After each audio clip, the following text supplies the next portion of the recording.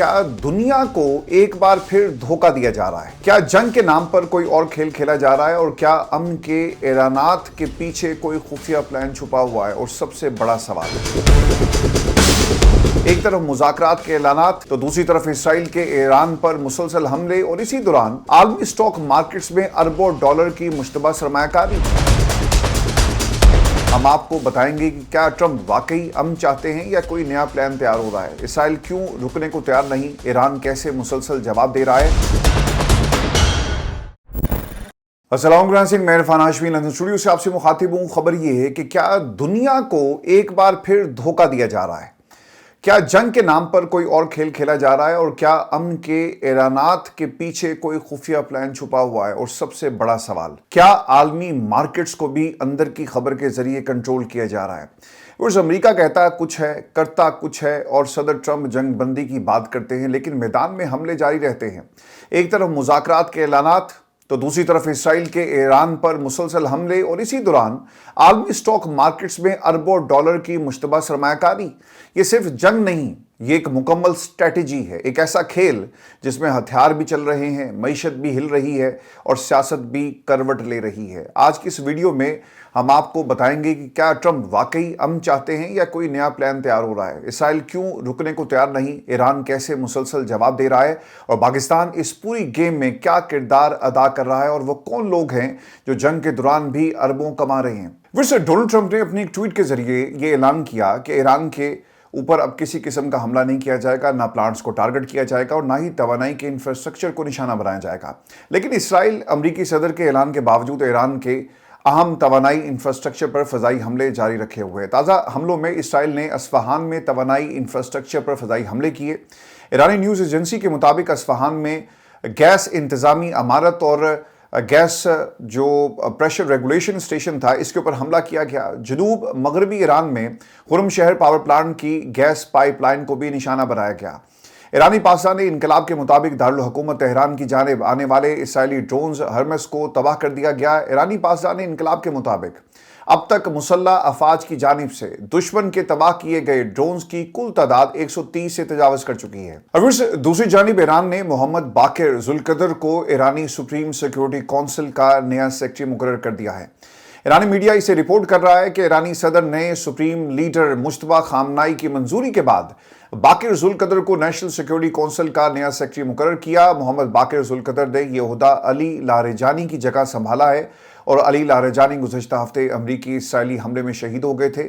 और उसके बाद ये जो पोजीशन है बहुत ही इंपॉर्टेंट है। Obviously number 2 after supreme leader, इस पोजीशन की ख़ास अहमियत है।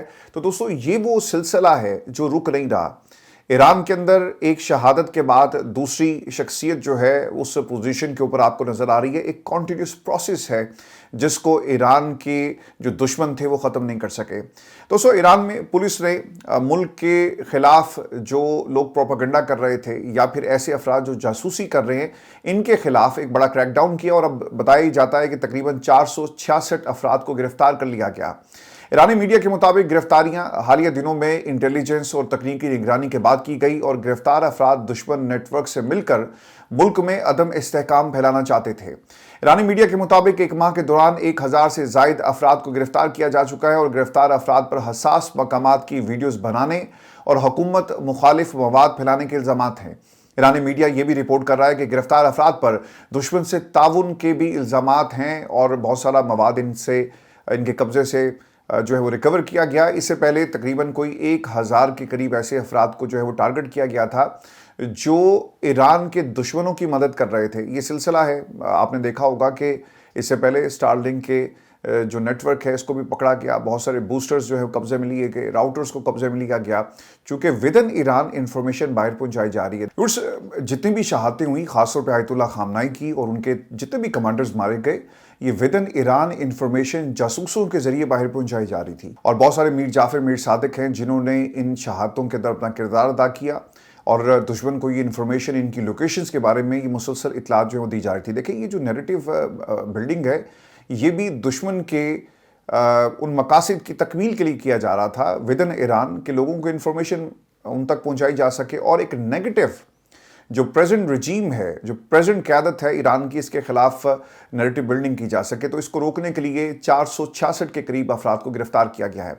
بحرین نے آبنائے ہرمز میں طاقت کے استعمال کے لیے سلامتی کونسل سے منظوری لینے کی تجویز پیش کر دی ہے۔ یہ ایک ایسی ڈیولپمنٹ ہے کیونکہ سلامتی کونسل کی آپ کو اس وقت یاد آئی جب آپ آبنائے ہرمز کو کھلوانا تو چاہتے ہیں تو آپ سلامتی کونسل کا رخ کریں، لیکن جب کشمیر کے اندر ظلم ہوتا ہے سلامتی کونسل کے کردار کو اور قراردادوں کو پس پش ڈال دیا جاتا ہے۔ فلسطین کے تنازع میں جو قراردادیں سامنے آئی اس کے اوپر بھی عمل درآمد نہیں ہوتا اور امریکہ بار بار ویٹو کرتا ہے۔ اب خبر سر یہ آ رہی ہے، جو خبر ایجنسی نے اسے رپورٹ کیا کہ مسودہ قرارداد میں تمام ضروری اقدامات کی اجازت دینے کی سفارش کی گئی۔ بحرین کی تجویز امریکہ اور خلیجی ممالک کی حمایت کا امکان ہے، تاہم قرارداد کی منظوری کے امکانات بہت زیادہ کم ہیں۔ بحرین نے بحری اتحاد کے ذریعے آبنائے ہرمز میں جہاز رانی کے تحفظ کی بھی تجویز پیش کی ہے، جبکہ فرانس آبنائے ہرمز سے متعلق متبادل قرارداد تیار کرنے میں مصروف ہے۔ ہر ملک اپنے حساب سے اس جنگ کے اندر جو اپنی انپٹ ہے وہ دے رہا ہے۔ بعض لوگ اس جنگ کو رکوانا چاہتے ہیں، لیکن بعض لوگوں کی یہ کوشش ہے کہ کسی طرح سے امریکہ کے ہاتھ مضبوط ہوں۔ ایک طرف آپ امن کی بات کر رہے ہیں، 5 دن کی آپ نے جنگ بندی کا اعلان کیا، لیکن دوسری طرف اسرائیل تابڑ توڑ حملے کر رہا ہے۔ ایک بات ہمیں یاد رکھنی ہے، ایران کو تو یہ بات معلوم تھی، اسی لیے 78ویں لہر کا باقاعدہ آغاز کیا گیا اور تل ابیب کے اندر ٹارگٹ کیا گیا ہے بہت سارے ان کے اڈوں کو، کہ ایران امریکہ اور اسرائیل کے اوپر بھروسہ نہیں کر سکتا۔ ادھر مذاکرات تھے، جاری تھے، لیکن دوسری طرف سے حملے کر دیے جاتے ہیں اور ایران کے اوپر ایک جنگ مسلط کر دی گئی۔ اس لیے امریکہ اور اسرائیل کے اوپر کسی قسم کا اعتبار نہیں کیا جا سکتا۔ تو اس وقت خبر یہ بھی ہے کہ لبنان نے ایرانی سفیر کو ناپسندیدہ شخصیت قرار دے کر ملک چھوڑنے کا حکم دے دیا۔ خبر ایجنسی کے مطابق ایرانی سفیر کو لبنان چھوڑنے کے لیے اتوار تک کی مہلت دی گئی ہے، اور اس سے پہلے بھی بہت ساری شخصیات آپ کو سعودی عرب میں بھی ایران کی جو قونصل تھا، قونصل خانہ ہے، جو ان کا سفارتکار جتنے بھی وہاں پر موجود تھے، انہیں بھی ناپسندیدہ شخصیات جو ہے وہ قرار دیا گیا۔ پھر میں آپ کو یہ خبر یہ بھی دے دوں کہ ایران جنگ کے حوالے سے جو بڑی ڈیولپمنٹ ہونے جا رہی ہے، مذاکرات کا اہتمام کیا جا رہا ہے، اور اس سارے سین میں اگر پاکستان کے کردار کو دیکھا جائے تو بہت ہی امپورٹنٹ ہونے جا رہا ہے۔ یہ پورا جو ثالثی آرکیٹیکچر ہے، اس میں پاکستان سینٹر آف اٹینشن ہے۔ تو وائٹ ہاؤس نے امریکی صدر ڈونلڈ ٹرمپ کی فیلڈ مارشل سعید عاصم منیر کے ساتھ ٹیلی فونک بات چیت کی تصدیق کر دی ہے۔ مغربی خبر رساں ایجنسی کے مطابق وٹکاف جیرڈ کشنر کے ممکنہ دورہ اسلام آباد کے حوالے سے سوال کے جواب میں ترجمان وائٹ ہاؤس نے کہا کہ یہ حساس سفارتی بات چیت ہے اور امریکہ اس معاملے پر میڈیا کے ذریعے مذاکرات نہیں کرے گا۔ ترجمان کی طرف سے یہ بھی کہا گیا کہ بدلتے ہوئے حالات میں میٹنگز کے بارے میں کیا سرائی کو اس وقت تک حتمی نہیں سمجھنا چاہیے جب تک وائٹ ہاؤس کی جانب سے باضابطہ اعلان نہیں ہو جاتا، لیکن یہ بات کنفرم ہو گئی کہ پاکستان نے ثالثی کی پیشکش کی۔ دفتر خارجہ کا بیان موجود ہے کہ اگر تمام فریقین اس بات پہ متفق ہوں گے تو پاکستان اپنا کردار ادا کرے گا اور ضرور کرے گا۔ دیکھیے، یہ پاکستان کی تو ایک بہت بڑی جیت ہے، اور پاکستان اگر ایران امریکہ اسرائیل جنگ کا کوئی حل نکالتا ہے تو میرا خیال ہے کہ اس سے زبردست فورن پالیسی اور کامیابی ہماری خارجہ پالیسی کی نہیں ہو سکتی۔ لیکن یاد رکھیے گا کہ اس پورے سینیریو میں عمران خان کی رہائی جو ہے وہ ہمیں پیچھے جاتی ہوئی نظر آتی ہے، کیونکہ ہم نے اس سے پہلے بھی جو تجزیے آپ دوستوں کے سامنے رکھے، ایک نقطہ میں آپ تمام دوستوں سے ہمیشہ ڈسکس کرتا رہا کہ انٹرنیشنل پریشر کی ضرورت ہے، لیکن اب انٹرنیشنل پریشر بھی ہمیں ختم ہوتا ہوا نظر آ رہا ہے۔ امریکہ سے وہ پریشر اب کبھی بھی نہیں آئے گا، کیونکہ پریزیڈنٹ رجیم بہت زیادہ قریب ہے، اور خاص طور پہ امریکہ اسرائیل ایران جنگ کے اندر اگر یہ کردار ادا کرنے میں کامیاب ہو گئی تو یقیناً اسے ان لوگوں نے بیچنا ہے، اسے سیل کرنا ہے نیریٹو بلڈنگ کے اندر۔ ابھی صرف ملاقات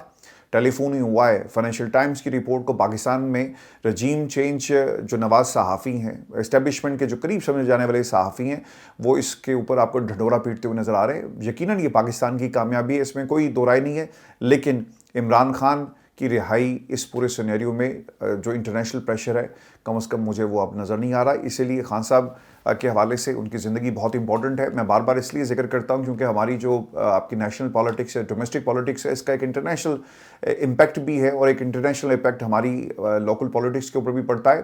وہ لوگ جنہوں نے کھانا کھانے کے بعد، ناشتے کرنے کے بعد، ٹیلی فون اور ملاقاتیں کرنے کے بعد اس میں ایک نیریٹو بلڈنگ اس پورے واقعات کو استعمال کیا، تو کیا وہ اس ثالثی کے بعد اپنی پوزیشن کو مستحکم کرنے کے لیے امریکہ سے اور اپنے جو پاکستان میں اتحادی ہیں سیاستدانوں کی شکل میں، کیا ان سے فائدہ حاصل نہیں کریں گے؟ بالکل کریں گے۔ اور ویسے اسی تناظر میں جو سب سے بڑی ڈیولپمنٹ ہوئی ہے کہ ان کے ثالثی کچھ گئے ایران کے سامنے، انہوں نے کچھ آپشنز رکھے اور امریکن حکام کے سامنے بھی آپشنز رکھے گئے کہ کسی طرح سے جنگ کو ختم کیا جائے، چونکہ خطے کے اندر جو پوزیشن ہے وہ ہر ملک کی خراب ہو رہی ہے اور اس کا ایک اثر دنیا کی ہر معیشت کے اوپر پڑ رہا ہے۔ اب ثالثیوں کے سامنے 6 شرائط رکھی گئی۔ ایران نے پہلے جب جنگ کا آغاز ہوا اور اس کے بعد جو نقصان اٹھانا پڑا تل ابیب کو اور امریکہ کو، جو کامیابیاں انہیں حاصل نہیں ہو سکی، اور یہ خیال ظاہر کیا جا رہا تھا کہ ڈونلڈ ٹرمپ شاید کسی ایک سیف ایگزٹ کی تلاش میں ہے، تو اس وقت ایران کی طرف سے 3 آپشنز رکھے گئے۔ پہلا آپشن یہ تھا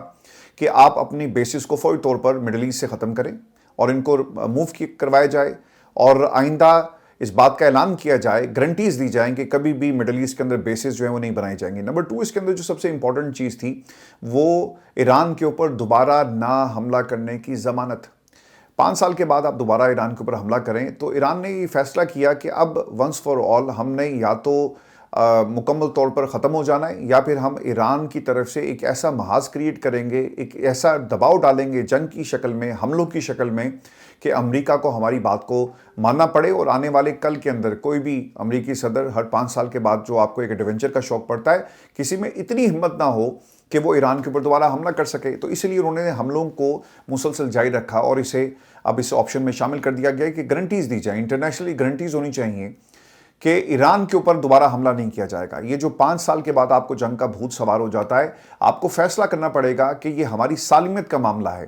ایران اپنی سالمیت کے اوپر اور اپنی قومی تشخص کے اوپر کبھی بھی کسی قسم کا سمجھوتا نہیں کرے گا۔ یہ صرف ہماری جنگ نہیں بلکہ اس خطے کی بقا کا معاملہ بھی ہے۔ ایران نے سر بڑا زبردست کام یہ کیا کہ یہ صرف ایران کا معاملہ نہیں رہا بلکہ پورے خطے کا معاملہ بن گیا۔ اس لیے یہ ثالث پاکستان، اس میں ایجپٹ ہے، اس میں ترکی ہے، باقی ممالک جو ہیں وہ اپنا کردار ادا کریں، کیونکہ یہ ان کی اپنی معیشت، ان کی سیاسی بقا پاکستان کے معاملے میں، اور دیگر ممالک ان کی انویسٹمنٹ کی بقا کا معاملہ ہے۔ اس لیے یہ آپشنز رکھے گئے۔ ایران نے کہہ دیا کہ ٹھیک ہے جناب، آپ اگر ہمارے سے بات کرنے کے لیے تیار ہیں، ہم بھی آپ کے ساتھ بات کرنے کے لیے تیار ہیں، چونکہ آپ کو یاد ہوگا کہ مصطفیٰ خامنہئی کے جو الفاظ تھے نا، کہ آیت اللہ خامنہئی نے کہا تھا کہ پاکستان میرا پسندیدہ ملک ہے، تو اس تناظر میں آپ نے اس ثالثی کے کردار کو یاد رکھنا ہے، اور جو وہاں سے جو ڈیولپمنٹس ہوئی یا یہ کہا جائے کہ لچک دکھائی گئی، وہ بیکاز آف پاکستان ہے۔ کیونکہ آپ کو یہ بات پسند نہیں آئے گی، لیکن یاد رکھیں آیت اللہ خامنہئی کا پاکستان کے بارے میں جو موقف تھا بقول مصطفیٰ خامنہئی، وہ یہی تھا کہ وہ پاکستان کو پسند کرتے ہیں، اور اب پاکستان ثالثی کا کردار ادا کر رہا ہے۔ تو ایرانی میڈیا کو بتائے جو انفارمیشن شیئر کی گئی ہے، علاقائی پارٹیز اور ثالثوں نے ایران کو تجاویز پیش کی۔ یہ ایرانی میڈیا سے رپورٹ کر رہا ہے کہ جنگ روکی جائے۔ اہلکار نے نئے قانونی اسٹریٹجک فریم ورک کے تحت 6 شرائط بتائی، جن میں سے اولین جنگ دوبارہ نہ شروع کرنے کی یقین دہانی، دوسری خطے میں امریکی فوجی اڈوں کو بند کیا جائے، تیسری جو امریکہ اور حملہ آور ہیں ان کو پیچھے دھکیلا جائے اور ایران کو ہر جانے کی ادائیگی، چوتھے تمام علاقائی فرنٹس پر جنگ کو ختم کیا جانا، پانچویں آبنائے ہرمز کے لیے نئے قانونی رجیم پر عمل درآمد کیا جائے، اور چھٹی شرط ایران مخالف میڈیا آپریٹیوز کے خلاف قانونی کارروائی اور انہیں ملک بدر کرنا ہے۔ یہ واضح نہیں کیا گیا کہ یہ شرائط کن ثالثوں کے ذریعے امریکہ اور اسرائیل کو پیش کی گئی، تاہم عالمی میڈیا پر ان شرائط کی گونج اب آپ کو سنائی دے گی۔ دوستوں میں آپ کو یہ بھی خبر دے دوں کہ امریکہ میں ٹرمپ کے گرد گھیرا تنگ کیا جا رہا ہے۔ یہ بہت ہی اہم ڈیولپمنٹ ہے۔ ڈونلڈ ٹرمپ کی بڑی خواہش تھی کہ کسی طرح اپنے کانسٹیٹیوشن کے اندر ایک ترمیم کر کے وہ تیسری بار امریکہ میں بطور صدر جو ہے ان کا انتخاب کیا جائے، چونکہ امریکن لاء کے مطابق، کانسٹیٹیوشن کے مطابق آپ زیادہ سے زیادہ 2 ٹینیورز کے لیے امریکہ کے صدر رہ سکتے ہیں، تیسری بار آپ صدر نہیں بن سکتے، یہ ان کا قانون ہے۔ ان کی بڑی خواہش تھی کہ وہ ایسا کچھ کر کے جائیں، امن کا دائی بن جائیں، امن کا پیغام لے کر دنیا کی مختلف اکانومیز کو ٹکر دے رہے تھے۔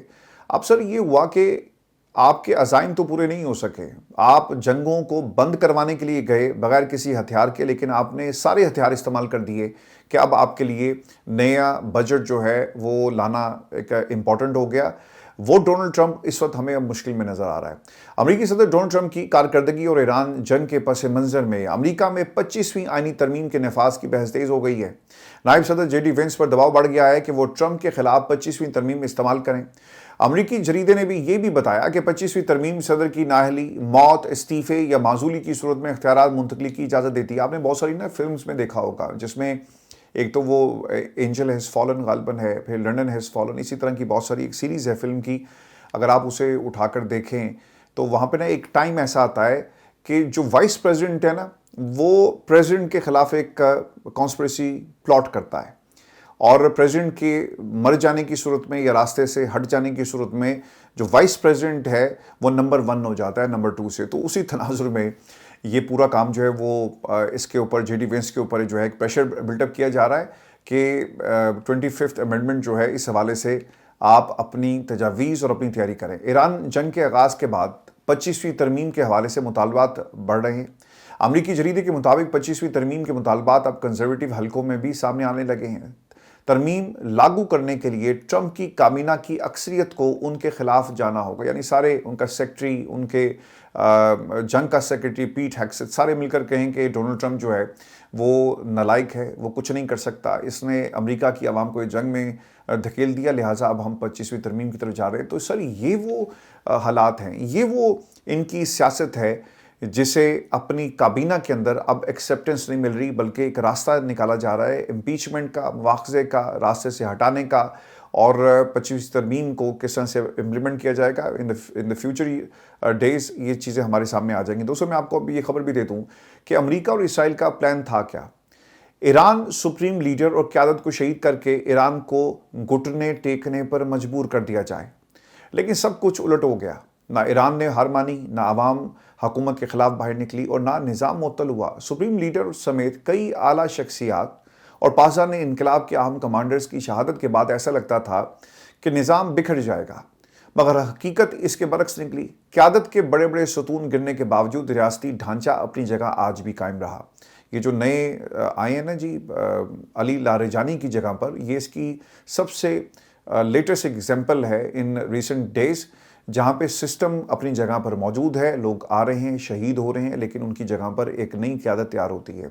دوستو سپریم لیڈر آیت اللہ خامنہئی کی شہادت کے بعد اقتدار ان کے صاحبزادے مجتبیٰ خامنہئی کو منتقل ہو گیا. زخمی ہونے کی وجہ سے وہ ابھی تک منظر عام پر نہیں آئے، لیکن ملک بھر میں ان کے حکم کو تسلیم کیا جا رہا ہے. جنگ کے دوران اسلامی پاسداران انقلاب نے غیر معمولی طاقت حاصل کر لی ہے، اور یہ ادارہ پہلے ہی ایک مضبوط موزک طرز کے ڈھانچے پر قائم تھا، جہاں پر کمانڈر کے متبادل پہلے سے موجود ہوتے ہیں. چنانچہ کئی بڑے کمانڈرز کی شہادت کے باوجود نئی قیادت فوری طور پر سامنے آ رہی ہے، جو جنگی حکمت عملی کو پہلے کی طرح جاری رکھے ہوئے ہے.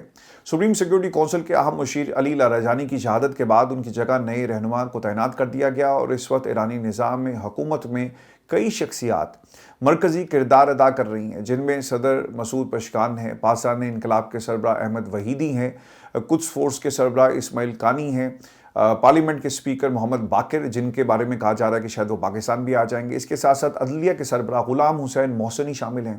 اس کے علاوہ سعید جلیلی ہیں، وزیر خارجہ عباس راکچی، جو مجھے بہت زیادہ پسند ہے، اور میں ان کے بارے میں اکثر آپ تمام دوستوں کو بھی کہتا ہوں کہ فارن پالیسی کو کس طرح سے کنٹرول کرنا ہے. جیسا آپ اس شخص کو دیکھیں، چہرے پہ مسکراہٹ ہے، شہادت ہو گئی ہے ان کے کمانڈرز کی، لیکن وہ مسکراتے ہوئے شہادت کا انتظار کر رہے ہیں. وہ کہتے ہیں کہ مارو یار، جس کو تم نے مارنا مارو، لیکن ہم اور ہمارا نظام کبھی گر نہیں پائے گا. دوستو یہ وہ طاقت تھی جو آپ کو کتاب مہیا کرتی ہے. اگر آپ اپنے تعلق کو کتاب کے ساتھ جوڑیں گے نا، تو پھر آپ کو لیفٹ رائٹ دیکھنا نہیں پڑے گا. ایک شہید ہوگا، دوسرا آئے گا، دوسرا شہید ہوگا، تیسرا آئے گا. تیاری ہے. لیکن ویسٹ کو جو آپ کے خلاف جنگ لڑ رہا ہے، یہ کبھی بھی قابل قبول نہیں ہے. اس لیے تو یہ حملے کیے جاتے ہیں آپ کے خلاف، آپ کی جمہوریت کے خلاف. اب تو مجھے ایران میں جو شہادتیں ہوئی اور جس طرح سے ایران نے مغربی دنیا کو ٹکر دی ہے، اور پچھلے 25-30 دنوں کے اندر جو ایران جنگ تھی، مجھے اب یہ کہنا پڑ رہا ہے کہ پاکستان کے اندر ہماری نہ ہم جمہوریت کے ساتھ ہیں، نہ 100% جمہوریت آپ کو نظر آئے گی، اور نہ ہی آپ کو اسلام نظر آتا ہے.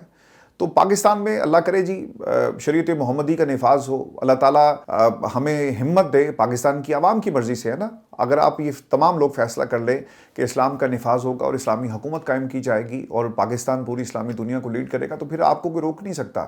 اب پرابلم یہاں بھی یہ آ رہی کہ جن کی آپ تعریفیں کرتے ہیں وہ آپ کی تعریفیں کر رہے ہیں، اور آپ نے مل کر ایک ایسی حکومت بنائی ہوئی ہے جسے امریکہ کی سپورٹ ہے، جسے آپ کے جو سیاسی ادارے ہیں، آپ کی تمام سیاسی جماعتیں ہیں، جو چور ڈاکو لٹیرے ماضی میں تھے، آج وہ آپ کو سب سے زیادہ پارسا نظر آئیں گے، وہ سب مل کر پاکستان کی عوام کے اوپر حکومت کر رہے ہیں. تو یہ کمزور حکومت ہے جس کے پیچھے عوام نہیں کھڑی ہوئی.